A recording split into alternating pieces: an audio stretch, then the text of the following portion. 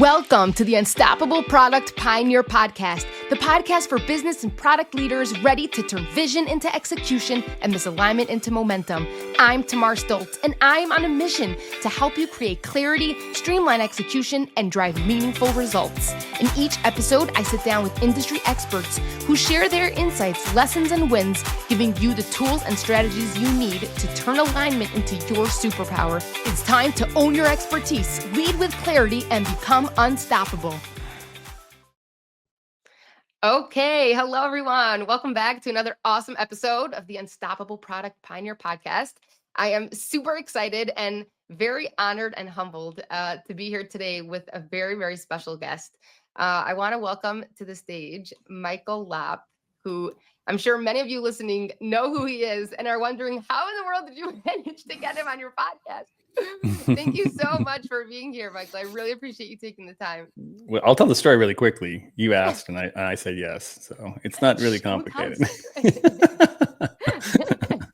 you like to do this? Yes. Okay. That is so awesome. Well, considering that you are a very busy, very, very busy man.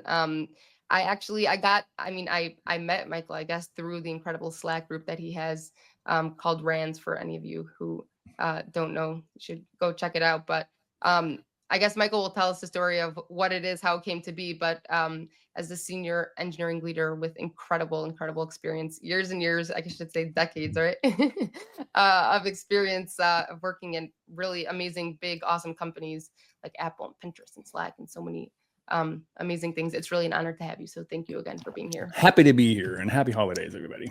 Yes, thank you. Okay, so you want to get started and just tell us a little bit about your background, Okay. The work that you do and Yeah. how you got to where you're at.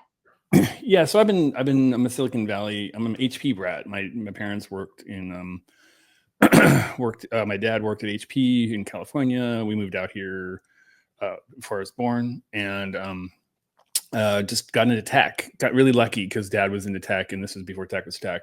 So I was surrounded by computers and Apples and whatnot. So kind of just eased into technology when it was sort of just beginning to take off. So, and then had a bit of a nose for startups and companies that were doing well. So was at Borland back in the day. I did a little company called Netscape back in the day. And then I did a startup you've never heard of, went to Apple for a while. And then I went over to Palantir, Pinterest, and Slack. And then I came back to Apple. So you can see a kind of a theme there of sort of consumer communication software, and just been sort of during that time, right at my first startup, I just really found a lack of, especially for engineering, a lack of leadership playbooks, if you will. So I started writing, and this is when blogs were famous and whatnot. And I just took off there, and I kind of got a lot of reputation for sort of writing about leadership and technology and product and whatnot. So anyway, I'm doing that, still do that. And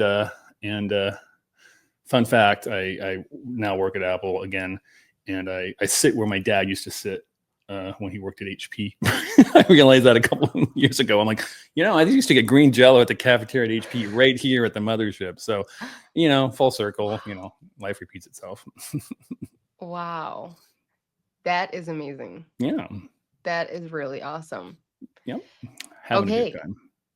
Full circle. Wow. Okay. So I'm so excited to just hear like your journey and how technology has evolved. Like I feel like, when you hear Apple today, there's a certain, something you associate with it.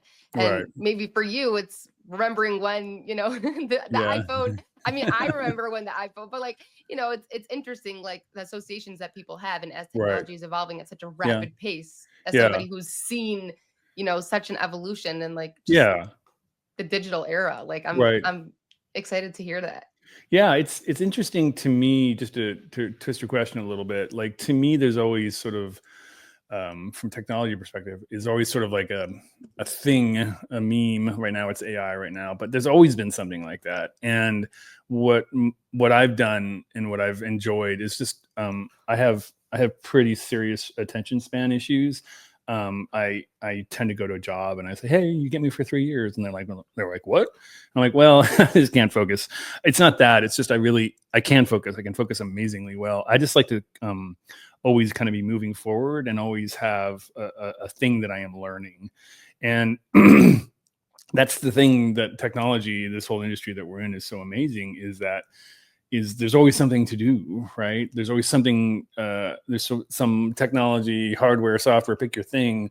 That's the interesting thing to do. And I'm kind of just always kind of a part of that, whether that's browsers, communities like Pinterest, communication like Slack, Apple, all the things that we do at Apple. So it's just, to me, it's more just kind of riding the wave correctly. And that's what I've done reasonably well. Just because I'm deeply terrified of becoming irrelevant in this industry. It's like you can blink and suddenly you're like, cool, I'm the database guy at this company, which is a great job, and you can do that. But to me, I kind of always want to feel like I'm on top of the world, doing the thing that's most relevant, not really most relevant, but the thing that's really that we're really kind of chewing on in tech. So that's what I do. And it's a wonderful industry in that there's always something like that you can always dive into and kind of chase after.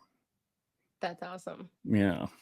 Yeah, it's like stimulation at its best. I'm so it's so interesting though, because I feel like, especially in those companies, like, do you feel like you have to be like at least one step ahead of where like the rest of us are at? Well, I'm in leadership, so that's like literally my job. And it's not one step ahead. It's just to kind of set a tone, a pace, and an example of sort of what I want to see out of the team. So not that I'm any better or worse than them. It's just like I'm the guy who's setting the tempo, right? So, we have problem X. What I have found over years and years of being a leader is like, I don't tell you what to do. I say, we have problem X. What do y'all think? And I have a Wait, I'm solution. sorry. Can you just repeat that again? As a leader, what? As a leader, when you run into something that a problem, whatever that is, big problem, I find that it's better not to tell people what to do, but to ask them what they think. That is a better way. I'm what they call ask assertive. I am not tell assertive. Tell assertive means if you tell me what to do, I immediately get mad at you because I'm weird and I need therapy. Ask assertive is how I want to be treated and how I want to treat other people. And that's if I have a huge problem in front of the problem, whatever that problem is, I ask, and I can totally tell you what we need to do. But I find that by asking, I give people opportunity to say something, to opt into whatever the idea is, to come up with a better idea of something there. So that's what I do, is try to set an example of kind of how I want to be treated and how I want to get things done. There are dictators, there are tell assertive leaders out there that are wildly successful, by the way. Godspeed. That's not me. I've kind of found a different recipe that I like to follow. So if we ended the episode right here, ladies and gentlemen, that would be like the golden. I mean, that's gold. Yes, there are of course different styles of leadership, but I feel like, just my opinion, like that is what you just described to me is the epitome of a leader. I like that you say that, but let's be really clear, especially here in the end of 2024, that like lots of different leadership can actually work. So it could work. It could work, and it could get the job done. I agree. It could move the needle for the company and affect the bottom line. But yeah, no, I agree. It is. But I also I'm also belief that different strokes for different folks. So what works for me might work not well for Bob or Andy or Susie or whatever it is. So you kind of also want to be just aware of what you can and can't do and what works, right? Just, we were talking in the pre-show about sort of just like following your nose. And like, that's the thing, that I'm just kind of, I'm trying to be the leader that I think how I'd like to be treated. That's what I do. And there's times and places where I have to be the guy and do things which are hard, and that's part of the gig. That's fine. I can do that too. But at the end of the day, it's really about leading how you. I have a good line here. It's going to come together. Leading how you'd want to be treated. No, it's not my best work. Anyway, there's something there. We'll take it up. We'll workshop it. Yeah, exactly. Oh my goodness, you just read my you read my mind. You just said we're going to workshop it, because I was just going to say, literally, whoa. Just gonna say, okay, so when you do turn to the team and empower them to start turning their gears and figuring out how are we going to solve this problem, how do you do that? Do you workshop it? Well, it's an it depends question, because what is the problem and what we can do here. But Number one is what is the problem here? Like, what do we actually have an issue? Being clear, hopefully measurably, what the impact of that problem is, like reputation, quality, pick your thing, whatever, some sort of metric to give you some sort of goal line, if you will. And then this is so hard, it's so vague. What are the I've been on this thing right now because I can sit here and brainstorm with you 10 things we could do about the problem. I constrain myself to 3 artificially. And I just say, listen, cool. I think there's 3 things we should do right now. X, Y, or say, what are 3 things we could do right now? X, Y, and Z. And we debate that, we litigate that. And the reason I picked 3 is because it's more important to get started than to be right. Right. You could be right in those 3 could be the 3 strategies to solve the problem, but they're probably not, because you don't know everything yet. You're actually just in. I want us to get started on the thing and to start learning, because we're going to iterate. We're going to do it over and we're going to do it over again. And we're going to like, oh, we learned this. We learned that, blah, blah, blah. X is wrong. It's actually B, whatever it is. So that's the thing I do, is just like get us started on something. I mean, if there's, again, it depends questions. There's time and place to like prepare like a crazy person and stuff. But for me, it's more about getting started and starting the learning process so we can iterate and actually get to what the real set of solutions might be. That's a good answer. Really? I mean, oh my gosh, there's so much here. I mean, okay, so I gotta pick one. Okay, let's start here. So you've got the 3, right? Yeah. Better to start than to be right. Yeah. You got the 3, and chances are maybe Probably 1 might wrong. go. But Yeah. when we talk about iteration and we talk about revisiting and a feedback loop, Yeah. so that's, I feel like, a challenge that so many people have. Like, I feel like there are probably people listening saying, okay, so we do that in our company, or I do that in, on my team, but we get stuck with the revisiting part, with the, coming back to and what's working, what's not, how do we iterate? So could you like talk a little bit about? Yeah. Well, there's a lot to unpack when you're asking. Number one is people get they fall in love with their ideas. Like, here's the 3 things, and I came up with them with the team, and they're amazing. As we just said at the beginning, we don't actually know the problem yet because we haven't started. But there's folks that just kind of fall in love with their ideas, and they're not going to let it go, even in the face of a bunch of data that like, this is not working. We did this for 2 weeks and we haven't learned X or Y. So it's time to drop that IMG and move on.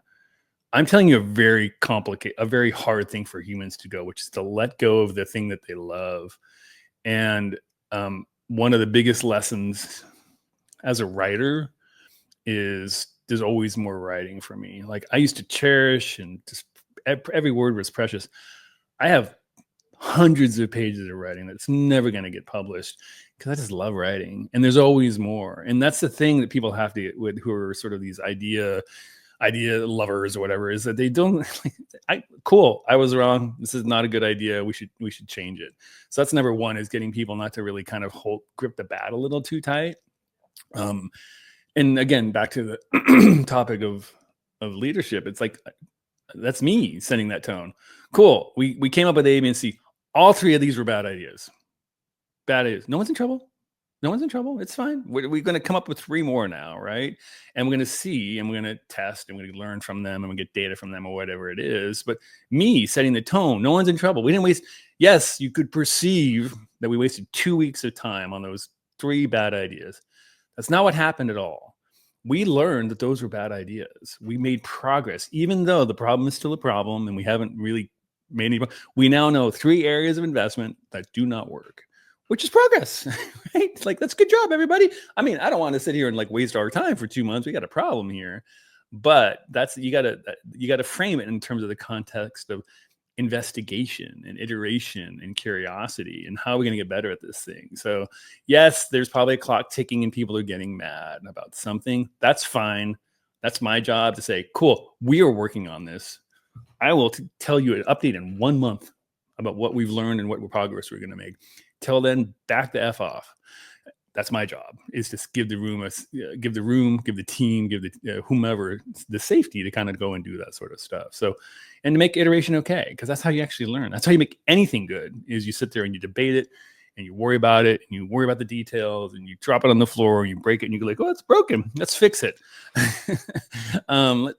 Fixed is better. This is better. I like this configuration of these things. So I'm kind of on this spiral of iteration right now, but that's one of the things I do. I Some of mean, the things I do. this is so incredible. I mean, for those of you who are listening who are in a leadership position, I'm sure that you're thinking along the same lines as I am, which is there's a lot of, there's a pattern here of different things that Michael is talking about without saying it. And those are Mm-hmm. things like empowerment, like resistance to change, like communication, like collaboration, right? Mm. There are a lot of soft skills. There are a You lot. know, I don't like the words. Sorry, this is like a bit I do. It when people call them soft skills, I'm not ripping on you. No, It's the no. hardest. It's literally the hardest part of the gig. It's the hard. The soft skills are the hardest part because it's the humans that we're Right. dealing with, and they're these amazing, chaotic, lovely, hard to predict people, and you got to figure out this playbook that's so much harder than product strategy. It's people strategy, and Right. So it's like that's exactly what I'm going to say. So what's a better term for it? I don't know. I don't know. Okay, Hard tell me. skills. You Yeah, I gotta come don't back to it. know. But that's literally what I was gonna say is because this Yeah. is so much of the work that I do because I feel like there are so many resources and there are so many like tools and tactics and those things are important and we need the Mhm. tactical, we need that.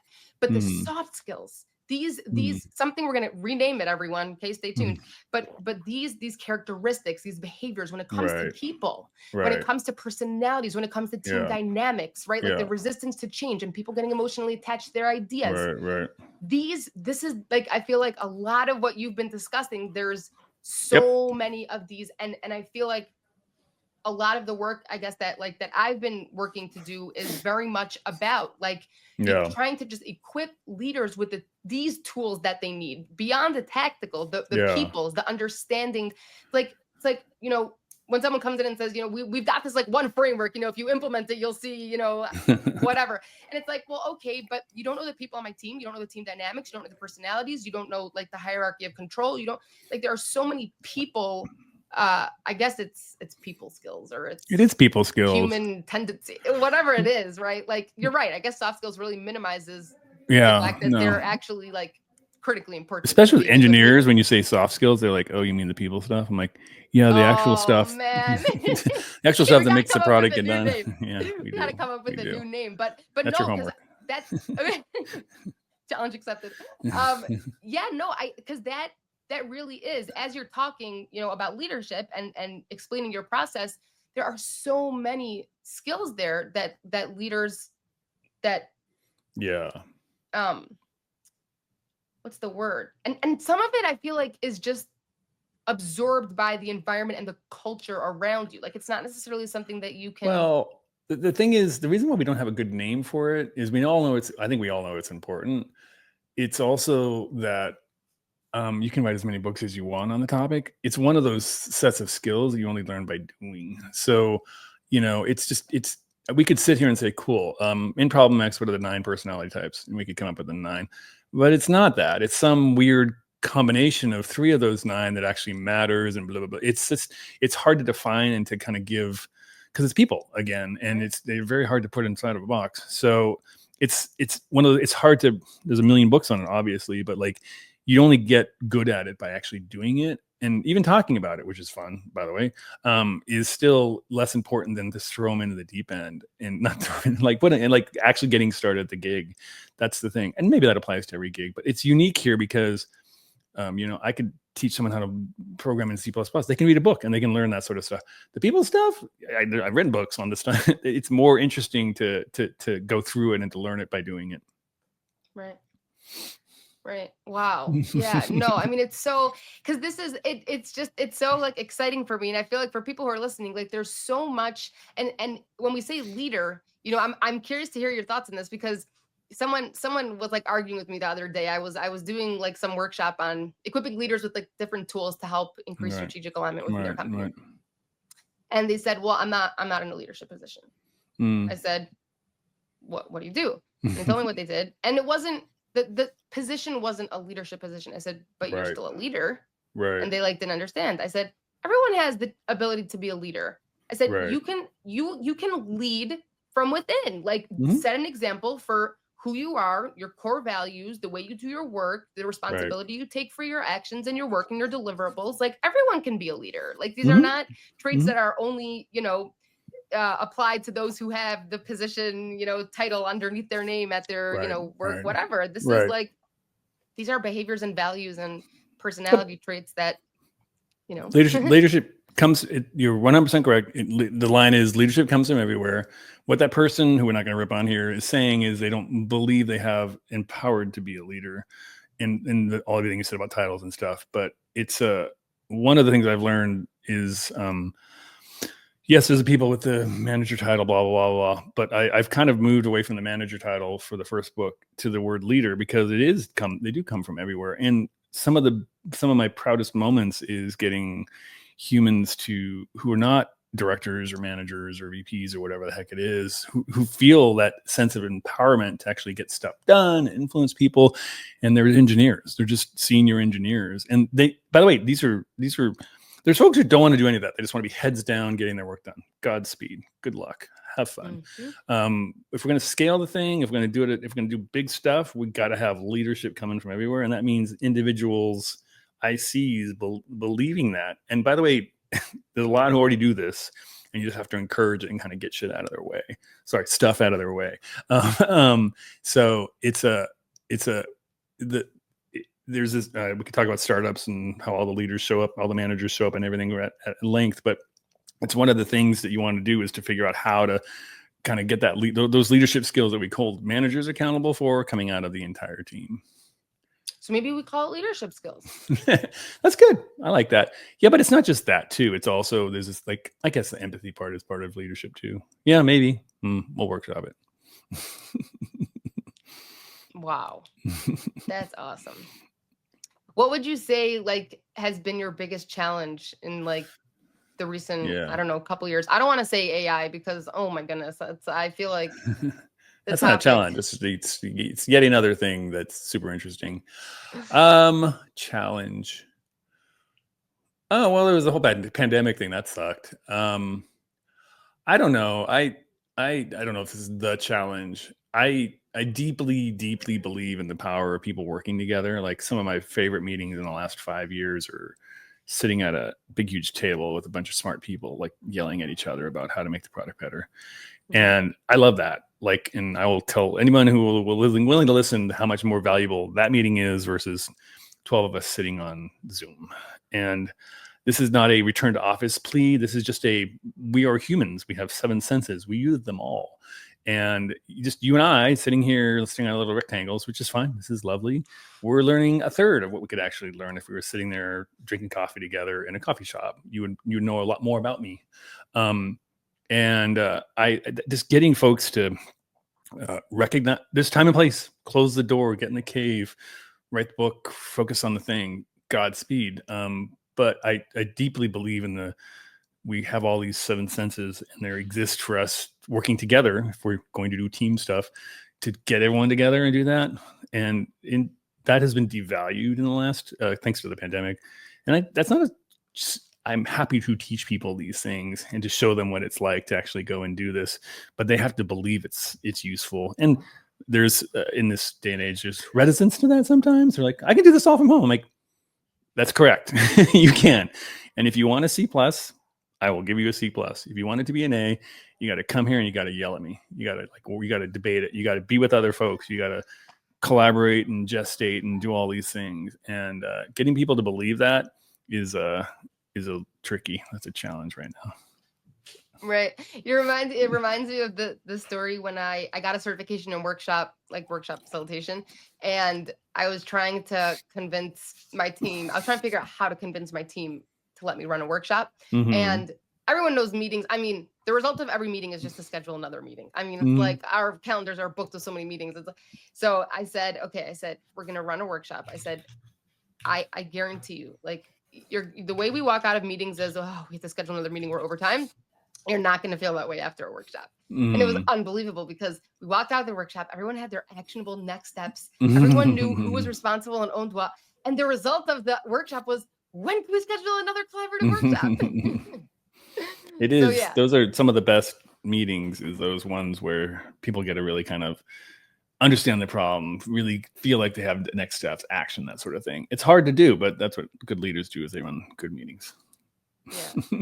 Oh my gosh. I mean, there's like no happier place for me than like my Sharpies and my sticky notes and just like covering my walls. Yeah. Program manager. That's awesome. Wow. Okay. So I like to give our listeners a piece of something like practical that they can, take away. I feel like all the episodes are filled with so many practical things, but I feel Mhm. like towards the end, I like to, just wrap up with something that, people can take away, whether it's a piece of information, something you learned, an insight, Right. I don't know, just something that you think, if people knew, the Yeah. world would be a better place. Said it at the beginning, and this is like my go-to one, but like it's the reason I started writing was this whole one-on-one thing. I have three rules about three again. I have three rules about one-on-ones. Every week, 30 minutes minimum, no matter what. And all three of those things are very important.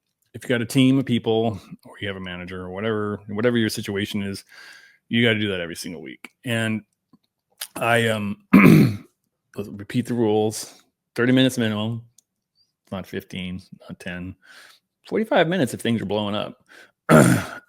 Every week. Anytime anyone moves a one-on-one with me, I don't hear they're busy. I hear I'm not important. That's what you're saying when we schedule a meeting. You're saying to the other person they're not important.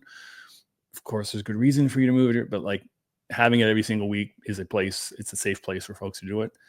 Every week, every day, usually in the beginning of the week, by the way, just so as the week's ramping up and doing that sort of thing. The next thing people always say is, well, what are you going to talk about in this thing? Is it a status report? Nope. It's like we're doing right now. It's a conversation. We're talking.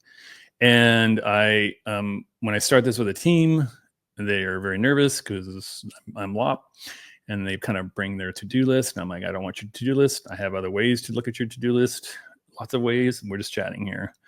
And when the meeting's over, the first one, second one, I always ask the same question. I say, do you have any feedback for me? Never in the history of ever have they ever had any feedback for me. They go, ooh, not really. I'm like, cool, thanks. And I keep asking, and they discover eventually that I will not stop asking. So they finally say something, and they go, well, you were super nervous at the all hands. I'm like, I was. I was super nervous. I had to do this horrible thing right before, and I wasn't prepared.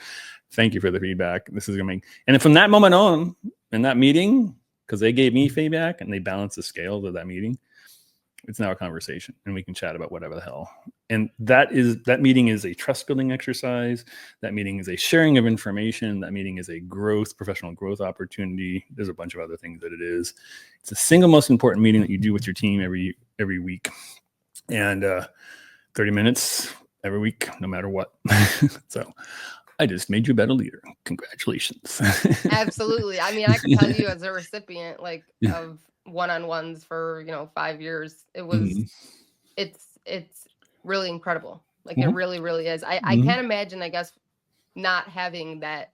I'm like thinking back, and the way that you're explaining it, like it sounds like it's not as common as I think it is. Well, I had a lot to do with that, I'd like to think. Wow, Start 20 that's years ago, I started just hammering amazing. me. So maybe I don't need to say this anymore because it's now worked. So I got to move on to something No, else. But I mean, no, that's incredible. Like I hope so. it's such a like that you said like trust building exercise. Like I mean, it really is. Like, and Yeah. it's funny because for me, like I'm very like transparent, but I'm also like I'm more extroverted. Like if there's a problem, like I will feel like it's my responsibility Right. to bring Right. it up and make it better. And so like Mhm. I don't necessarily have a hard time when it comes to giving feedback, but I Right. totally can understand what you're saying when you Mhm. continue to ask and continue to ask, and eventually people It's good. feel Yeah. comfortable and safe, to make themselves vulnerable, and That's which right. That's right. ultimately, just makes a better relationship for you and like the team, and I hope so. probably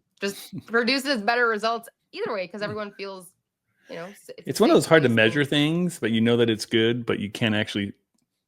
But there's also lots of little ways that you find it's good. Like one of my favorite ones is sort of like someone just in that meeting in a high trust moment to say, well, this isn't, nothing's blowing up yet, but this thing over here, I'm really worried about. I'm like, tell me more. Da-da-da-da. And they're like, this. And I go, well, tell me more. And they're like, that. I'm like, by the way, this is a disaster. And you've already caught it before it's a disaster. Can we fix it now? And they're like, yeah, let's do that. And I'm like, cool. The thing about leadership is no one celebrates when nothing happens. Everyone like, cool, the server's down, the site's down, save the day, hero culture, blah, blah, blah. Yeah, someone screwed up. All that silence around my teams is us doing our job well and nothing blowing up. And this is super hard. And there's no celebration. No one goes, hooray, you did your job. But that's actually what good leadership is. So there's these weird incentive loops in leadership that I love to goof around with. Wow. This is incredible. Oh my goodness. I wish we had all day, but Michael, thank you. For everyone who's listening that wants to connect with you. So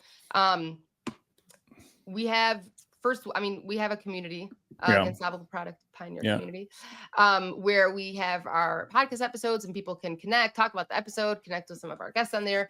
If you haven't joined, it's an awesome place. But for people who want to reach out to say thank you, for this amazing episode and share what they learned, what is the best way for them to get in touch with you? Well, they should just join the RANDS Leadership Slack. The requirement to entry is, can you work email? And can you type in RANDS into a Google search? You will find it, and it'll give you instructions. And then you'll get in. And I'm being deliberately obtuse because it is a little tricky to get in, because as we talked before the show, I want people there that want to be there. So that's the best place. And the blog is a great place to read about my stuff. I've been writing it for many, many years. That is awesome. Amazing. Wow. Okay. Thank you. Thank you so much. No problem. Thank you, everybody, for tuning in. I'm sure that you're walking away with your gears turning like mine are. This was really amazing. Filled with so many amazing insights and practical tools. And I'm excited to hear about all our leaders who are becoming better because of this episode. So thank you, Michael, and thank you, everyone, for tuning in. Thanks, everybody. Bye. Thanks for tuning in. If you enjoyed this episode, please be sure to like and subscribe and leave a review. And of course, please be sure to check out our awesome community where you can connect with podcast guests, like-minded professionals, and be surrounded by others excited by your success. Keep pushing for impact and unlocking unstoppable growth. See you in the community.